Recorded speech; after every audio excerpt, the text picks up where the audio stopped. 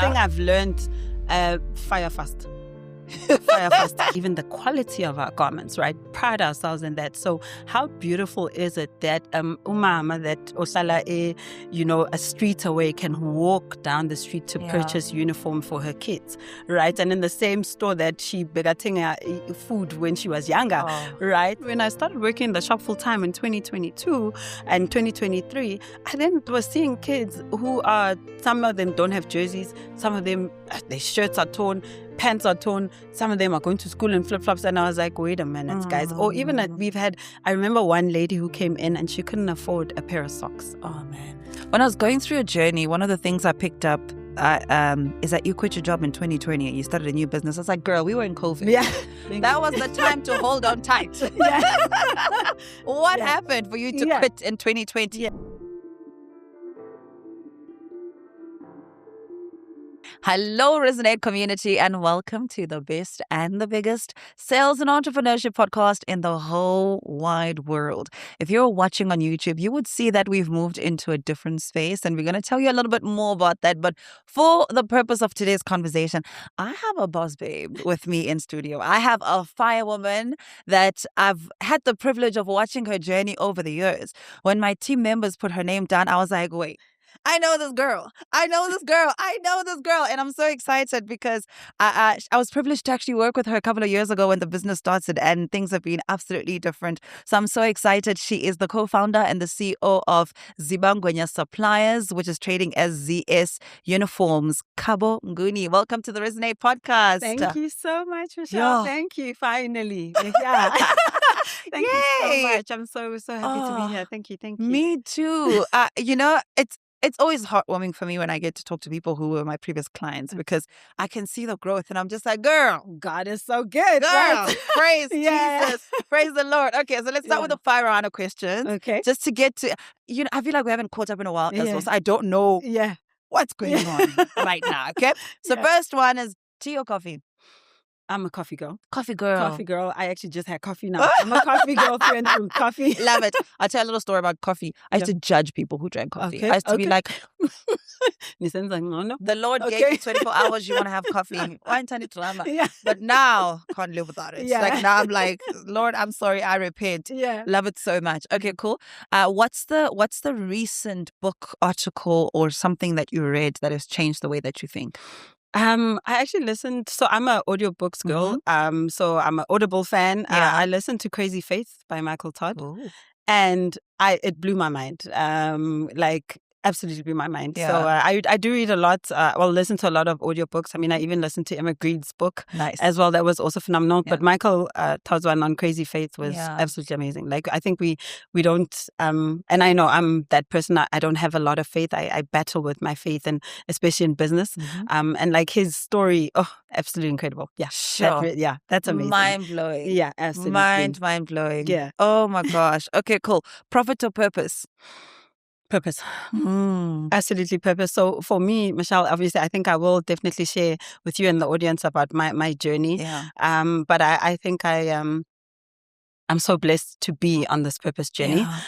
Purpose, I think, for me, brings a lot of fulfillment in one's life. Although tough, but I think you wake up with a feeling of just knowing that, you almost are here to do something bigger than yourself and to serve not only yourself, but others. So purpose for me is definitely above profit. Sure. When I was going through a journey, one of the things I picked up is that you quit your job in 2020 and you started a new business. I was like, girl, we were in COVID. That was the time to hold on tight. What happened for you to quit in 2020? So I quit it actually in 2022. I started the business. And you had a great career. I did. I worked at Eskom. Oh my gosh. I'm a finance and marketing professional by profession. Spent 13 years in Eskom doing, really, really good job, but I really didn't find fulfillment in my job. I don't think I was that good I feel like I was, those employees that really blended in, which for me, when I look at my journey now, I'm just like, actually, this is where I know I'm supposed to be, because I do believe that we all have that star That's ability and the gift to really shine. Doesn't matter in what sphere or place that you're in. So I quit my job in 2022 to really pursue entrepreneurship full time. But that's because, number one, I wasn't fulfilled in my job. Number two, this business was now growing. And I work from my grandparents' building. My grandparents had a retail complex. So I renovated a piece of the space, but I took my pension. So I needed the pension, firstly. To then, renovate the space, because one thing that we saw was that obviously from a retail perspective for school uniforms, we really want to bring a retail space into the township. And that's what really then led me to say, look, girl, you're not enjoying your job here. Marangapa, your business is, bringing you a lot of fulfillment. I was also quite happy with how the business was going, with the ideas that I had, and seeing things then progress. I was just like, Eskom, let's pursue the business and see what we can achieve. Talking about crazy faith, that does sound like a crazy faith moment, because who does that? Right? Like, you cash out your pension, girl. And also, Noguti, I'm leaving a stable job to go sell tunics and socks, girl. We are P. Also studying, right? Also studying for so long as well. I'm a person that very believes in education. I studied and got quite a number of qualifications throughout my corporate job and corporate career. So also then it's like, ufundega ngaga, what's the reason?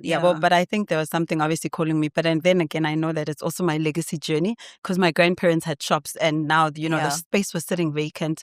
And then when we moved in, we hadn't even renovated when we were running our pop-up stores on the weekends.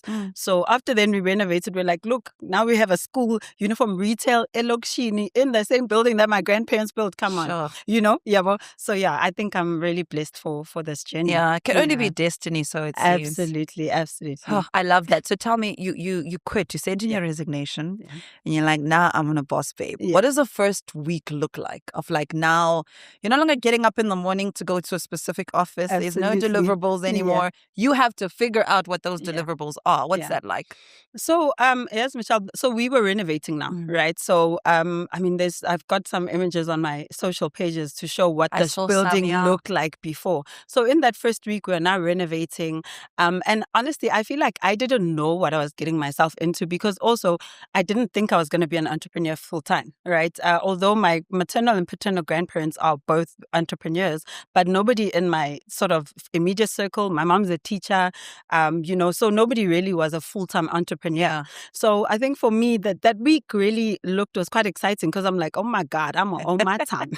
Now we're now doing shop fittings, we're doing the renovations, planning for it, getting stock. I think for me, I really didn't understand the gravity of what we were building. But I also believe that God, I think, and our ancestors also helped me in that. I think they shielded me, because I think had I known just what I was getting myself into, I think I would have been scared.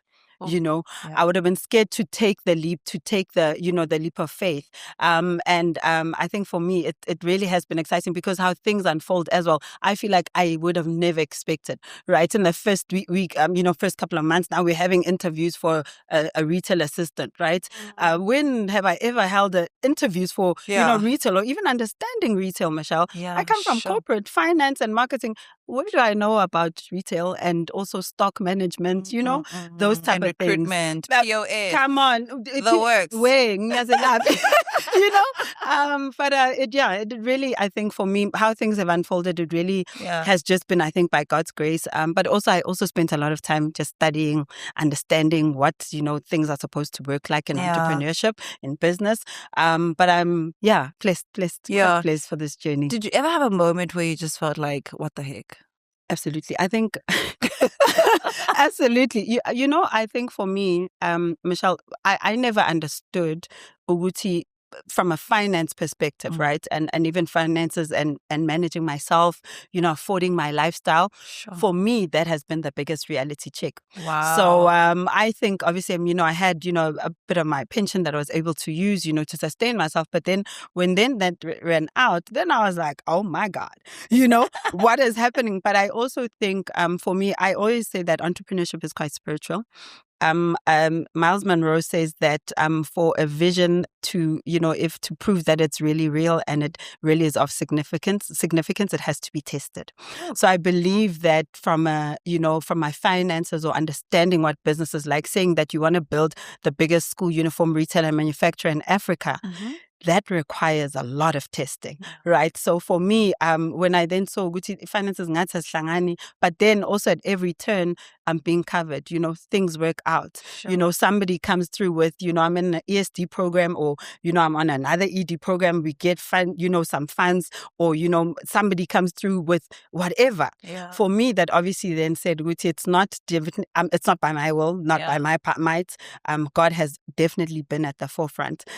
So yeah, it's been a real journey of testing my faith in this. Wuti, am I really called for this, Michelle? Right? Because also corporate, I'm not doing well, right? Well, I feel like I wasn't very ambitious. And then my peers are, coming and they leaving, Eskom, they, being boss babes in, the private sector. I'm stuck. Yeah. Well, then on this side, I'm doing well, I'm enjoying it. But then on the finance side, it's like, God, what is going on? But I feel like one has to trust the journey, especially in, I think, how my career has progressed or changed and pivoted.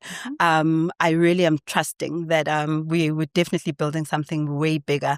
And even just my story of just even understanding my grandparents in the 80s building a retail complex with little to no education, Tina, Fundegangara, and what's stopping us, right? But we then are obviously saying we're going to take it, that much further. We're going to build something really big and meaningful. Sure.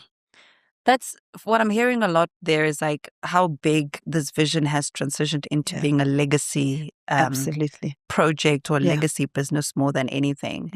Did you get the privilege to meet your grandparents before? No. So my mom always tells us, my paternal grandparents, we lived with them for our formative years. So I'm a twin. I'm an identical twin. Every time I see pictures of your sisters, I'm like, what? Which one's Khabo? I was like, both. Yeah. Great. Both of them. Yeah, I was like, thanks. Yes, I'm an identical twin. So we spent some time with my paternal grandparents, got to meet them also in business. And then my maternal grandparents, we only met, my grandfather, we only knew him for 3 months. We were only 3 months old when he passed on. My grandmother, we spent quite a number of years with her. She passed away in 2002. Sure. But also when you're young like that, Michelle, one never really understands the sacrifice, the vision, that pioneering energy and spirit that they had, and I'm only appreciating it now. And I obviously do, am blessed to know that like we're operating in the very community that they were operating in back then, right? So I'm saying, like you're saying, Guti, that the legacy, legend, and journey sort of has continued through us. I mean, beba na shop, right? So beba tingisa yabo big puchari, makrosa, yabo supermarket, and then they also had a cafe where they sold food. So now it's now transitioned to like school uniform. But I mean that service of community, we drive certain, initiatives that are through our foundation. So I mean that community sort of aspect and making sure that we almost grooming the next generation of the Tembisa, community. I think my grandparents started that. So I think for me, their spirit sort of really does live on in what we're trying to do. But it's definitely way bigger than what I also could have ever imagined. Yeah, that's true. And I always say that part of any legacy is to take it higher than the previous people had. If you're going to keep it the same, then what's the point? Absolutely. Right? It has to go a bit high. And I love that so much. And I specifically love that it's within a community. Yes. Because I mean, you girls are so, you could have just said, listen, we want to go to Hyde Park Mall.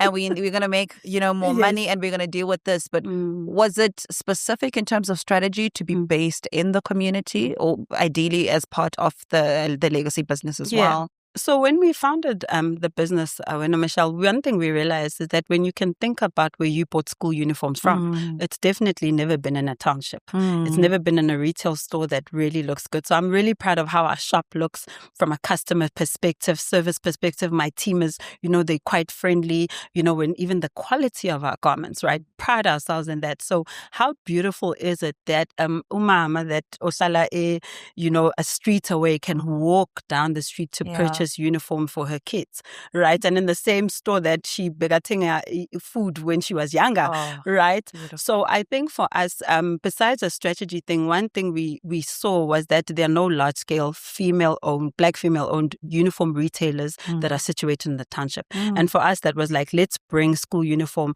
closer to the community of Tembisa or any other township for that matter, but then make sure that we're servicing them with absolute excellence.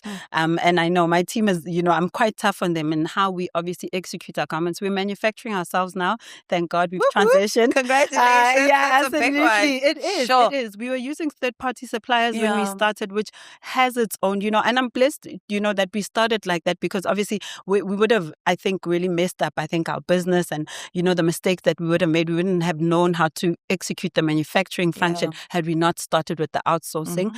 But from a manufacturing perspective, we really pride ourselves in making sure we are servicing, our clients with the absolute best. Retail perspective, the customer service, must also be good. I think so that people can feel like, just because it's a Lokshini, we're not just saying we're going to be subpar. And I think that a lot of people obviously have this misconception, I say Lokshini, it's not going to be that great. Or, so for me, I'm trying to just change that perception. Also, we've got my cousin Kosi, who's an amazing fashion designer. She's so talented. Sure. So she came on board and she's now, she was sewing matric dance dresses. Now she's, doing school uniforms, So yeah, we're just lucky, I think, in the fact that we were saying, guys, let's bring excellence when it comes to, Elokshini. And, God willing, I know we're going to be able to then bring that in all the townships in South Africa. And obviously then, and beyond. So that's what we want to try to do. More crazy faith. Yeah, absolutely. Absolutely. More and more crazy faith. Absolutely. So you guys bring this business into a space that people would have known for a cafe, and groceries and etc. Were this, and I want to get into strategies now. What did we do to get more people to know about us? Like, what was that like? Because also I'm in the fog.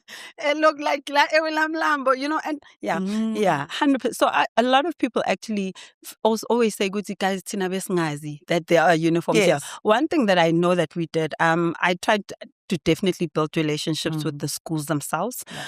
Definitely, because I think Tembisa, I grew up, home is Tembisa for me. So, that sort of, relationship building was quite, I think, important in ensuring that our business is known. And then obviously, I think in how we've been able to execute our service, our quality, word of mouth, guys, please don't, disregard or think word of mouth will not get you far. Again, also what we also do, like on a back to school or when our business is busy, like we do gifts when customers come in the beginning of the school year. Like the first year, I think we had timetables for the kids, right? The next year we had like little pencil cases with stationery, right? So I think for me, from a strategy perspective, I'm sort of thinking outside the box that like when school uniform stores are not, that vibrant, for Father's Day or Mother's Day, we're giving chocolates, we're giving snacks to fathers and stuff. So I think for me, our strategy is just to be quite different. How can we, be different in how we execute? And then obviously we have our foundation, right, Michelle? So that also when we are doing impact work and making a difference in the lives of learners, I know that our community is able to see that. And then I know that they're just like, actually, maybe we can bet on, this company, because we are quite community centered. But yeah, for us, the biggest thing was definitely engaging with relevant stakeholders, building those relationships, but also ensuring that what is it that's different that we can do from a normal school uniform store. How can we then stand out? And those are, the little things that we do to say, "Hey guys, what can we do?" And I'm obviously quite excited to see, even, collaborating with other brands. There's just so much work that I know that we are trying to work on in the pipeline to just see, Guti, how can we bring a different type of service when it comes to school uniforms? Yeah. I love what you just spoke about in terms of like the pencil cases and all of that, the gifting aspect of things, because it shows that you want to be very present with your customer. And in a memorable way as well. Like pencil cases are something that last the whole year and they get to see your logo and the name of your business every single year. That is such a great marketing tool. It's like, thank you. So genius. They will never forget. It's like I just imagine even like rulers as well with your name on it. That have branding, and that is so profound. And I also love, and I want to touch a little bit on how you guys have kind of bridged the gap in terms of, number one, and the realization that you are in the township. You know, when we look at pre-1994 and the damage that has happened in the township, where they said to be every corner has a tavern, and how the infrastructure there isn't so great, chances are there are a lot of parents that cannot afford to buy their children uniform. And what you guys have now done to bridge the gap is you brought this foundation that is able to aid and, you know, kind of cover those gaps. Bring me into that. Was there ever like a specific incident that happened that made you guys realize how that gap needed to be bridged? Yeah. So, Michelle, I grew up with working parents. I went to Model C schools. So I never really realized, Uguti, there are kids that go to school without proper school uniforms, because Mina, going to school, I never had a torn jersey. I always had, you know, packed lunch. I had, you know, school bags, like everything for Even me. had We were blazer. covered. We had it blazer. Yeah, you understand? Like Tina's school being slender, you transport. Yeah. So then when I started working in the shop full time in 2022 and 2023, I then was seeing kids who are, some of them don't have jerseys. Some of them, their shirts are torn, pants are torn. Some of them are going to school in flip-flops. And I was like, wait a minute, guys. Or even I remember one lady who came in and she couldn't afford a pair of socks. Oh, man. Guys, and my heart literally broke. And I was like, actually, what can we do? Yeah. We then luckily had an amazing mentor at the time. And we're like, how can we actually start making a difference when it comes to, you know, the community that we're in, especially from a school uniform perspective? Yeah. Because a lot of people do shoes, right? Yes, they run true. those initiatives where they're doing shoes, but then you're putting shoes on a child who's wearing torn socks, right? Then I was like, okay, we're going to be different. And then we started with our school jersey drive back in, our Futumala school jersey drive back in 2023. Yeah. And we did 90 jerseys, right? Wow. We raised sponsorships for 90 jerseys. Then I was like, actually, we can actually do more. You know, we then went to Sandvik, which is a big corporate. They then came on board. And I think in 2024, we did 570 jerseys. Oh, wow. Right. Then I was like, now we're onto something. Yeah. So then we registered the foundation because, as you know, Michelle, from a, you know, support from a CSI perspective, they don't support for profit. So we're like, okay, the foundation is obviously going to be able to then go wider. We're going to be able to, you know, do more work and do this impact work across the country. And last year with Standard Bank, we then went to the Eastern Cape, to Umtata, you know, and we even went, you know, to Mamelodi just the other day with Investec. So I think for me that the foundation is able to then say, guys, let's make a difference in the lives of learners. Let's empower them and bring dignity to them from a school uniform perspective. And I think you can just imagine, when Michelle, a child who is walking to you and you're handing them a full school uniform pack. And my mom is like, you know, there are parents who pray for something like that to happen to their kids.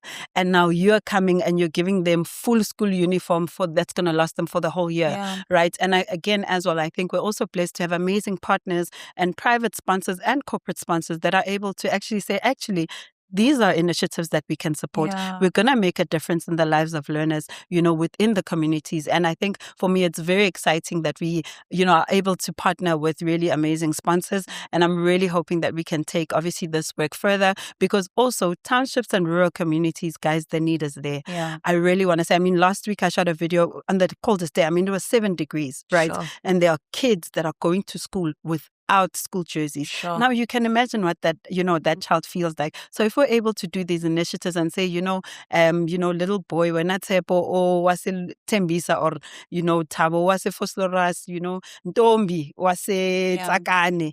We're here as a foundation, or there's corporate people, there's sponsors that are wanting to empower you on your educational journey. How amazing is that, And also, I'm really blessed that, God was able to put that in my heart, to say, actually, just because mina ankulanga kanjalo, but to then have the heart to then see and want to make a difference. I also feel like it really is so amazing. And also it's very heartwarming, mashallah mase. Sure. When you're now going into these schools and, little kids now want to give you hugs and you're like, oh my God, yes, thank God, this job then becomes so much more meaningful. Oh, beautiful. Yeah. I've interfaced a lot of people who say to me, like, Michelle, I love the business that I have and but I want to help people with my business. Yeah. And I think what you've just broken down and how you guys have managed to build the business and the foundation is to say it's important that we become profitable because we are a business and we are employing people and we want to employ more. But it's also important that we've got now this foundation and it can cause that impact. But this foundation also relies on the profitability of the business, which I think for me is so profound. And for anybody that's listening that feels like, maybe they started a business to help someone. It's like, yes, you can only help them when you're profitable and you've summed up some form of reputation, that you've been in the game long enough to know what you're doing, to know the quality. The other thing I just kept thinking about as you were talking, I thought, it's not just uniform. Yeah. Do you know what I mean? Yes. Like, and I see this with my team here at the office as well. It's like when you are dressed a certain way, you feel a certain way. You show up a certain way. It's even if you put on a new dress versus a dress that you bought 2 years ago, the feeling is different. Absolutely. Now imagine how you are empowering that child to show up in a classroom with good quality and new uniform at the beginning of the year in their matric year, let's just say.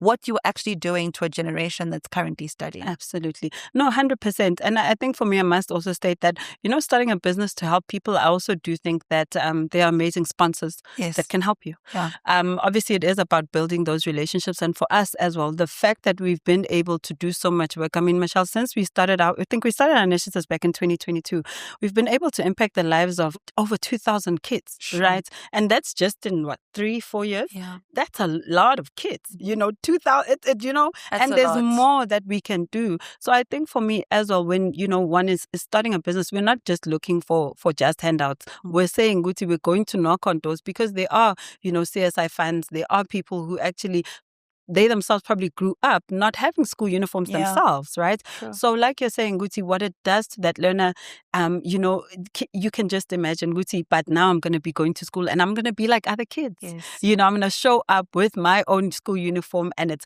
branded and it looks the part. Sometimes it's probably even better quality than other kids. Now that confidence, right? It also could be just that one thing that child needed to make sure that they are, going to work even harder to then pass the school year. That's true. So I like you're saying, Guti, it's more than just giving them uniform. And even just their parents as well. How, to say, Guti, God, I've been praying for this. Thank you for, affording me this, so that my child now can go to school. Yeah. It's absolutely wonderful. So so our work is really, really heartfelt and exciting. And I'm really, really grateful that we're obviously able to do this. Yeah. It also has a lot to do with restoring dignity in the lives of our people and ourselves, people specifically, people in the communities and in the townships. Because when you're far removed from it, you don't realize how tough it is. Yeah. You don't realize how expensive life is and how people are really just trying to get by every single day. And I think the work that you guys do becomes so important for those children and those families as well. And I find it extremely wow. Thank you. Heartwarming and so beautiful. I interfaced with you in 2023. Yes. And I think the business was fairly new at the time. You were trying to find your feet, trying to get on social media, build a little bit of that profile, which I also believe has also kind of helped in terms of reaching the sponsors as well. Yes. Tell me, what are the biggest, I mean, I can tell Khabo then versus Khabo now. Two different people, right? Yeah. But from your end, what has been the differentiator between where you were at that time and where you are now? Yes, Michelle, I think, and like you're saying, my confidence, I think, has grown immense. Now I actually identify myself as an entrepreneur. And before, I feel like I used to shy away.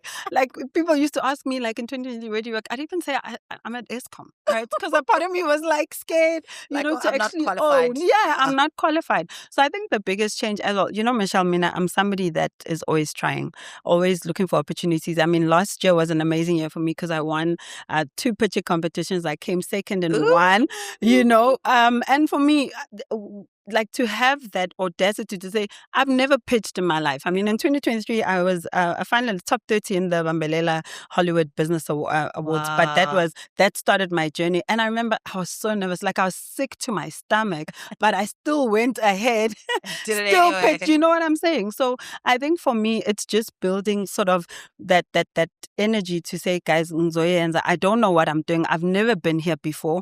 I've shown myself obviously quite a lot of grace, but I have this energy energy to say, I'm going to push, right? And even if I don't make it, I mean, there's so many awards, other, programs that I've applied for, haven't made. I've applied for funding for a business, haven't gotten that yet. But I think for me, just that whole energy, Guti, I'm now actually a business owner. I am a foundation owner. I am able, to impact, so many people. We're building the biggest uniform retailer in Africa. And now I feel like, Michelle, I'm blessed that I'm showing up as that. Oh, right. That is so great. Yeah, I'm showing up as that. And obviously, again, coming from corporate, guys, coming from the environment that I was in, worked with amazing people, but I know that I wasn't sort of seen.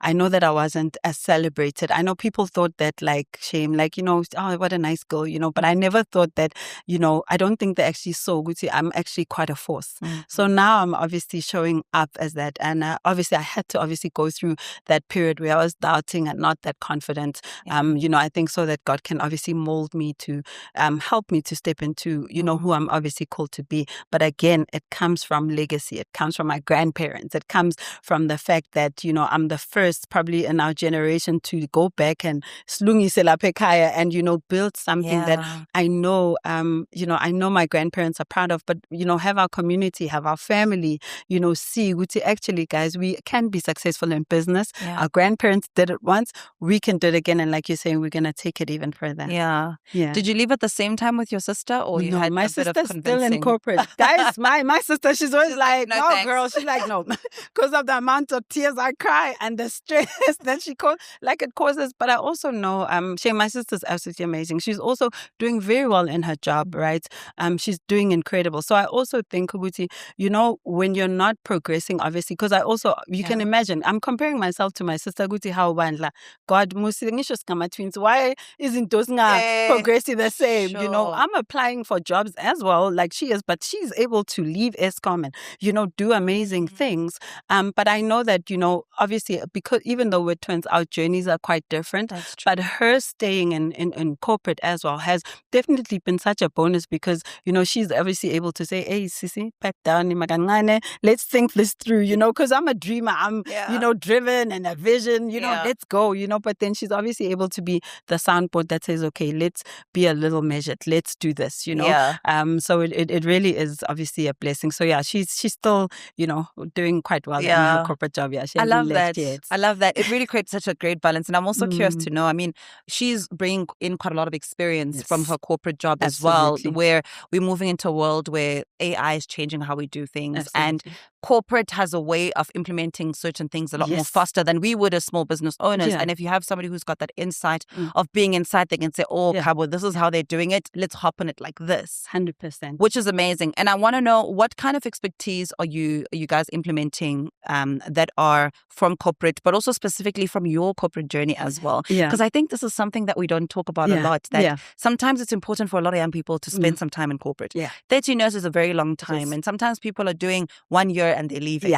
Or like 2 years and then they're leaving. It's like, no, there's certain things you will only learn after a period of time because you really truly learn with the resources that are there how to build systems. 100%. So I think, Michelle, even from just the beginning, how we showed up, right? The customer service or just being friendly to customers. We know that we've interfaced in my corporate career. How many people have we interfaced with where it requires professionalism? It requires you to be friendly. So for me, I'm more on the soft skills. From a hard skill perspective, obviously, I'm a numbers girl, being able to do, all our projections myself, marketing, do our social media, do the post ourselves, those skills, obviously, I got those. But for me, from a core skills, the soft skills of professionalism, guys, showing up to work on time and being pedantic with the team. Guti, guys, you cannot tell me, Guti, you're going to be late for work. No. And guys at corporate, you'll get a warning because you're late. And even just being able to lead, I had amazing leaders, that we worked with, smart, capable people that, you could see, Guti, okay, this is actually how I want to lead my team. They're quite empathetic, they're quite soft, they're understanding, but they're also quite firm, right? And also, had I not spent those years in corporate, where would I have seen that? Where would I have known? Right, to say, okay, these are the characteristics I like. But even from a work ethic perspective, obviously, like I'm saying, Michelle, I'm able to work throughout, right? And even to instill that in, my team, people who it's their first jobs that are they working with us. That's true. Right. Sure. And they able to, see and emulate, which actually you need a strong work ethic to be successful in work, right? You need to be professional. You need to be, quite, disciplined when it comes to your work. You execute your level of how you do your work, right? That excellence, when you don't know, you ask, be able to make mistakes. But the level of excellence, I think, Michelle, Mina, there's no way that I would have learned that had I not spent that many years in corporate. Again, like you're saying, obviously implementing the systems, like I said, definitely no retail experience, no manufacturing experience. Sure. But like you're saying, I'm a system was a corporate understander, right? So then we're able to then implement to say, actually, from a production perspective, we must have a daily production output. Yes. And this is the production plan for the day. We would, so those type of systems, and even in how we, operate our retail, our inventory management, we learned that obviously from a corporate. And yes, I don't have the retail experience, but just that experience to work, in a corporate environment has been so absolutely beneficial. And to any young person, I really would advocate for it. Also, even from studying, when I'm Michelle, all my qualifications I got and through a bursary from my corporate, from my employer. Yeah, but so also, getting all those qualifications and now coming to then, implement them in my business.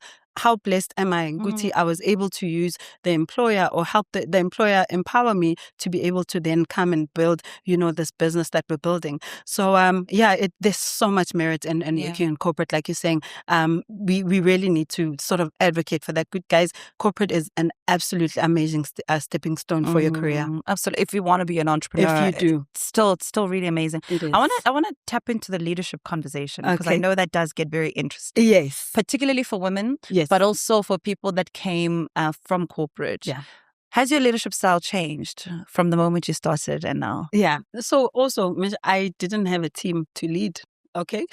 I didn't have a team to lead. Yeah. I was obviously just a reporter. Like I said, I was that employee that was in the background, right? That honestly, guys, I did not stand out. So now coming in, but also, as a child, I had those leadership skills, was prefect, and tried to lead in my university or corporate, in my university life. Yes. So I think coming in then to lead then a team, for me, I've always been quite soft. But like I said, Uti, the bosses that I had were absolutely phenomenal, right? They were very soft, very empathetic, very understanding, but again, incredibly firm. Yeah. They were, strive for excellence, and they'd obviously also always push us. Even for me to study, my one boss said to me, Sisi, it's in the plan yako.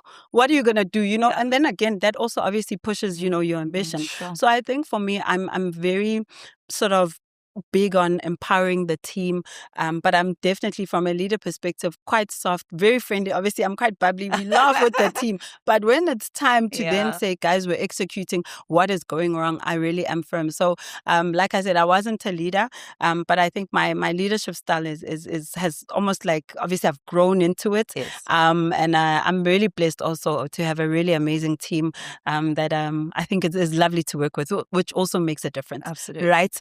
We've got an amazing team of really, really talented people that also, I think, believe in the vision. Wow. Right? They believe in what we're doing because they're showing up every single day to help us or to help me build the vision that God has blessed me with. Yeah. So how amazing is it then to then lead them and say, good guys, this is where we're going. And then they're saying, guys, we're following you because, we're going to the top. Yeah, sure. But it must be quite a shocking transition. You're moving from just being in the background and now everybody's looking at you for direction. And their salaries, Yeah. You're like, sorry guys. I didn't sign up for this. Yeah. Sure. Yeah. That must be interesting. Big. Was there ever a moment within the journey that made you feel like you had to grow a little bit more quicker? Yeah. 100%. Like I said, and I'm going to obviously state this, Uguti, being somebody who's in the background in your corporate career, you obviously then are not bringing a lot of yourself to umsebenzi. Now, like you're saying, now everything is looking to you. From when we started the shop in 2023, I was there 6 days a week. Right? Now, from your strategy to your sales to now you must transition and I must outsource, deliveries, fetching stock, and like you're saying, then, luckily then when we then progress to our manufacturing again, like you're saying, now you must hire, get more team members on board. Now you must lead. Now you must operate a manufacturing function. Oh my God. After, doing a retail function and managing that. So like you're saying, like Guti, it required a lot of sort of growth, but I know that I was ready for it because I always knew that I wanted more from my career specifically. So now when the opportunity then came to say, okay, let's see what you can do with this business. There's, a team behind you that's coming in, that's, working for, and helping you work in the business. I think I was quite ready for it. And yes, obviously I had a lot of growing to do, but I think also, I wasn't that young when I left my corporate job, which I think also helped, right? I was quite mature and level-headed in, trying to steer then this ship. Yeah. Did you ever hire wrong? Yeah, probably once. But one thing I've learned, fire fast.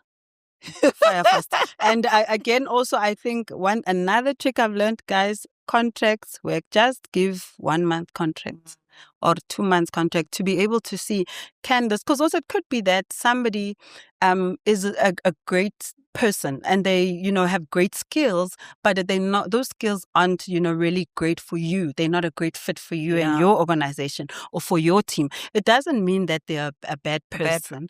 Doesn't make them a bad person. Yeah. So I think for me, I think entrepreneurs do have this notion, that person's bad. No, they're just maybe not a great fit for you. And it doesn't mean they're not going to succeed in their career, right? Because they definitely can. Yeah. They've got the potential that you saw to be able to bring them on board. Yeah, that is so profound, because I think when you're starting up as an entrepreneur, especially when you start up, the team is a bit smaller. Yes. So it's easier to relate a little bit more. It's easier to have one-on-ones. It's easier to coach. But when the team gets bigger, the business is also bigger. More is at stake. So we might not be able to nurse like we used to in the past because we're still trying to develop structure. And I love what you say in terms of, I literally share the same sentiments around, maybe they're just not a good fit for us. That'd be a good fit elsewhere. Absolutely. And then you don't have to feel bad about like firing anyone. No.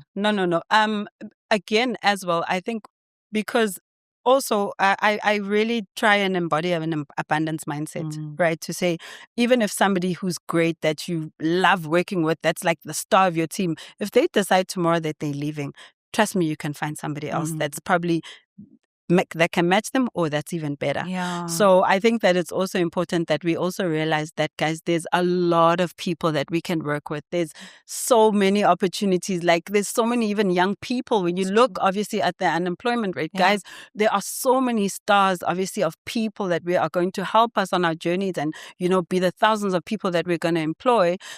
So there's a lot of people that I think we can, find and work with. But it's just obviously being able to then say, guys, can we find them? Where are they? And then we must move, but you must move fast. Yeah, quickly. Like don't waste time. Quickly. There's literally no time to like wallow in it. Yes, absolutely. And overthink it, because work needs to get done. The last thing I want to chat to you about is one of the things that you spoke about in terms of leveraging on CSI budgets and corporates as an SME. How have you guys been able to do that? Because I know there's somebody probably watching thinking, and number one, maybe being intimidated. Yeah. To send that proposal, because they're just like, how am I going to start putting it together? What is that going to look like? But also maybe without the full knowledge of what actually exists out there. Please take us through how do you first of all identify the right partners to work with, and then what's the process, even if it's just like a framework, what's the process of starting the conversation? Because sometimes the conversation doesn't happen once and you get what you want. No. It could take years for you to eventually get that partnership. Absolutely. Yeah. So I think for me, Michelle, that the biggest thing is research. Right. I spent a lot of time researching, actually what is happening in the CSI space. Or even like now we're approaching a lot of companies to do corporate uniforms, right? So again, what is their corporate uniform looking like? Who are they spending on? What type of partners do they have? So from the beginning, guys, you have to be able to first research. But again, there are so many corporates and so many companies that you're going to have to dedicate time. So I think I got I had 2 interns that came in 2024. for, right? And I said to them, guys, what you guys are going to help me with is we're going to do proposals and we're going to send them out to every company you can think of. So what we do is we prepare a proposal for an Investec, and then you're going to send it, even if it's to that info at you're going to send it, right? And sometimes, obviously, guys, I've sent so many proposals, Michelle. But I think for me, it's important that you reach and you cast out your net as far and as wide as you possibly can. I mean, I had emailed like DSV and their, I think I got a response from their German company or whatever, like a person in Germany, right? Or wherever they're based. So for me, cast it as far and wide, and you definitely are not going to get the response that you want, like you're saying, in the timeline that you want. And even if no response, Oksala, you sent that, that email. And even then, when you're now going to events and now you must have conversations and you meet somebody from a company, hey, I actually sent a proposal. And then it's obviously easy for them to pick up, oh no, who did you send it to? Actually forward it to me. So it's so much easier to then get the conversation going, right? So from a framework perspective of a proposal, I do think that, guys, we must try and make sure that you tailor make your proposals to the company that you want, and also what value are you going to bring to them, right? Sometimes I think that we make the mistake of doing a blanket approach to say, I'm going to send the same proposal to everyone without actually looking and seeing what it is that they're doing. I mean, there's corporates that aren't focused on education, right? So why are you going to send your proposal to a corporate? True, Again, it's not part of their CSI it's not part of their strategy. So again, it goes back to that research element, right? But I think for me, one thing that I would urge people is that, guys, there are amazing people who are in these corporates. These are people that are peers. These are people that probably know or, worked with a friend, and when they see, oh man, this is Khabo, they're then able to then pick up that conversation, right? But again, like I said, for the past 4 years, I've been sending out, and I mean, our win rate has been like 4 or 5. We're not stopping, you know? So I think if you can, commit yourself on the daily, send 1 or 2 proposals, and on the daily, be quite insistent on being making sure that you're frequently sending out those proposals. I'm telling you, they're going to land, but make sure that you then show your value. And it doesn't stop you. Like I said, I don't just work with corporates. There's private sponsors that sponsor jerseys, that sponsor uniforms themselves, right? So you also we're not limited to saying, if we're not, getting work from corporate, that's going to stop us. I mean, our target this year for our jerseys is 1,000, right? And I knew that to be able to reach it, chances are we need a corporate on board. We haven't gotten that, but we at about 230, 250 odd jerseys, right? From just private sponsorships, we did have one corporate on board, but that doesn't stop to say, we're not going to then do the initiatives because we haven't reached our target. Again, it's important, I think, that you really just push forward, guys. I'm telling you, you're going to, reach your destination, no matter how long it takes. I love you mentioned something that I also want to piggyback on because you say, you have a target of 1,000. Yes. And I think sometimes it's about starting with the end in mind. Yeah. Because sometimes somebody's just saying, I just want sponsorship to do what? What's the number? And the proposal is not sharing that insight. So the proposal just says we want to give jerseys. Where? What's the need? Also, what have you done? Yeah. It also could be that I've actually emailed or, sent out proposals to these 15 companies or 30 companies, right? Again, I think that, guys, there's merit in showing initiative. In even us getting to the 90 with no corporate sponsor, there's that merit in that, So I think that it's important that you also just show your initiative and like you're saying, be specific, have the end goal in mind. But again, it's that research, guys. Be quite specific about what you want. And also, trust me, like I'm saying, Guti, if you're moving, if you're in progress, guys, you'll meet the right partners. God will, I always say, your powers will meet you halfway. So you must just keep moving. I love that. Gary Vee calls it the with or without you energy. Yes. That showing initiative means that you're saying, hi, this is our target. Yes. We've done 200. Would like to do more. Would you like to partner with us? And actually they need to see that you are willing to do this with or without them. And you would like them to come. 100%. I love that. 100%. Yeah, that's exactly it. Sure. You have to, guys. And I think you have to be relentless as well. Like you're saying, Guti, a lot of people, just because I'm not getting, the funding or no corporate sponsor has come on board, that means I can't do it. Sorry. Yes, you can. Yeah. Even if you did 10 of the 1,000, Oksala, you did it. It means something. It means something. It definitely means something. And it's so profound because when you start something, it's not always about the numbers. It's about, do we need to impact, even if you start with 5 jerseys this year. Exactly. And you had a bigger target, but you didn't meet those 5 jerseys of 5 different lives being transformed. Exactly. And that's the thing, Guti, we must never, look down on our small beginnings, because obviously they're part of our story, but they obviously are always going to push us so that we can learn. Who knows that you actually shouldn't start, you can't start at 5,000 and 10,000 because there's mistakes that you're going to make in executing that, right? Then never despise, the small beginnings. But I am really sort of obviously grateful, Gutinje. I'm moving. I'm a pocket rocket that's saying Siaphambi. Yeah. So crazy faith is coming back up again. It is. And not knowing that it was crazy faith, right? And even just believing in the fact that, we are moving. But I'm also must state that it's not always like this. I always don't. It's not that I always have, and I'm so excited and I always have the faith. There are moments that I cry. There are moments that I'm doubtful. There's moments that I'm scared. But I think, like I say, that God, I think is just doing a thing in transforming me and in growing me. Like I said, so that I'm obviously able to then be the leader, be the executor that's going to, execute on this vision. So it's not always perfect. It's probably the toughest journey I've ever embarked on. I always say that I've never cried this much in my life, because of how heavy sometimes this journey feels. But it's also then such a blessing that, look, I'm sitting on a podcast with you here. Who would have thought that in 2021 or 2020, when I was sitting in my corporate job, I'd be here 6 years later. And I'm even doing radio interviews. I've been on TV. I'm winning competitions, Michelle. Beautiful. It can only be God. And this is somebody who was, I feel like I'm saying, definitely not seen, almost forgotten in my corporate world and my corporate life. But, God has done a thing and I'm able to obviously be a testimony to say, we can do so much. And not even having an ounce of entrepreneurship in me or no dreams to say Ngzoba an entrepreneur in my life. Never. I wanted to be a corporate girly, climb the corporate ladder.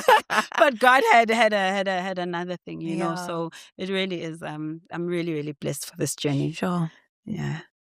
That was very heartwarming, Khabo. It just actually left me very emotional. Sure. It's just, when they say time will tell, it's yes, it will tell, but time does transform. It does. And just the continuous belief. Yeah. And to also obviously think how sad and almost depressed I was in my job. But kanjani, everyone's doing, but not me. Sure. God has a plan. Sure. God always has a plan. And look, I'm doing it ekaya, amashopas ekaya, which is also a blessing on its own. Yeah. Right?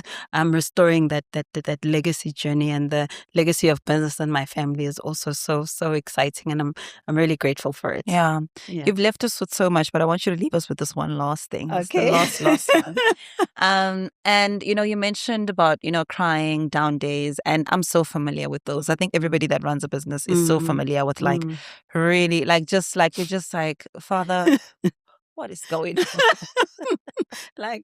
Can we get a little break? What about exceedingly abundantly above all we can ever think, Jesus? Why? And when you talk about them, I'm curious to know, how do you get up on days like that? What do you do? How do you get past days like that? And I ask because, and I think you do too, I interface a lot of people who get stuck in days like that become months. Yeah. Months like that become a year. Yeah.